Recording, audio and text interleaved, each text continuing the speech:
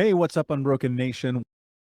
If you've been around personal development in like any capacity at all, other than just this podcast, you've probably heard this old saying that coaches have coaches, mentors have mentors, educators have educators, right? And that is so true to me. One of the things that I really recognize that has played such a powerful and practical role in my life is that if I was willing to look at the people who have already done the thing that I'm trying to do, then that gives me someone to model.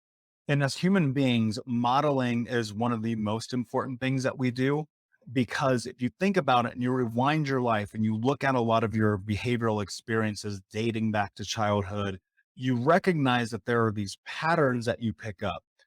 And that could be from like tying your shoe to the way that you talk and you enunciate words to how you communicate with people physically, mentally, emotionally, and spiritually.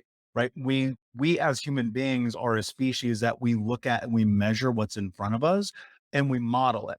Now, one of the things that's unfortunate about modeling, and especially in our adolescence and in our developmental years, is that modeling can sometimes be with the wrong statue. Right. And so if I go look at my life as a child, my modeling for communication, for family, for intimacy was bathed in physical, mental, and emotional violence. Right. I remember multiple fights with my brothers as a child and communication because in a disagreement, no matter what it was, we would turn to violence. In fact, I've actually broken my hands on both of my brothers' faces before. That is not something I'm proud of. So let me be very clear about that. I'm just making context here.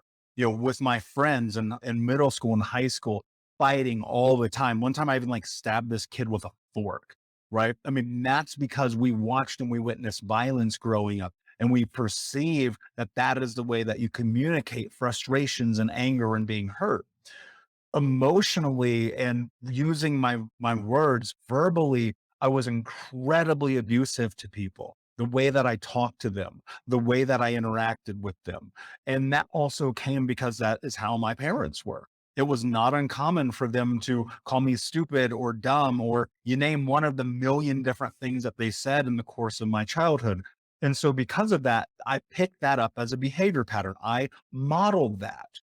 Right. And when we model, one of the things that happens in our childhood is we don't understand what we are mimicking that turns into modeling, that turns into mastery, because it's just what is in front of us. And as children, and of course, we don't know what we don't know. So it's very uncommon for many of us, especially if you grow up in a traumatic household, to be able to look at the circumstances of our childhood and go, oh, wait a second, this shit is not right. Something here does not make sense. And so as I was in my teens, let me rewind. So as I was in my late stage adolescence and we were homeless and I was living with all these different families, one of the things that happened is I started to notice that some of these homes were filled with kindness and love, grace and compassion, the very opposite of what I understood. So at 8, 9, 10 years old, a little seed was planted in my mind that told me actually maybe there's something wrong or not really on par with reality in my home because there's people over here doing it another way. I'll never forget one time I was at this house and this kid talked back to his dad. He didn't get thrown through a freaking coffee table. And I was like, what the fuck just happened? This is a thing. You can do that. And so what happened in that is I started to recognize and look closer at my life and my family and the people in it and going, wait a second, this is wrong.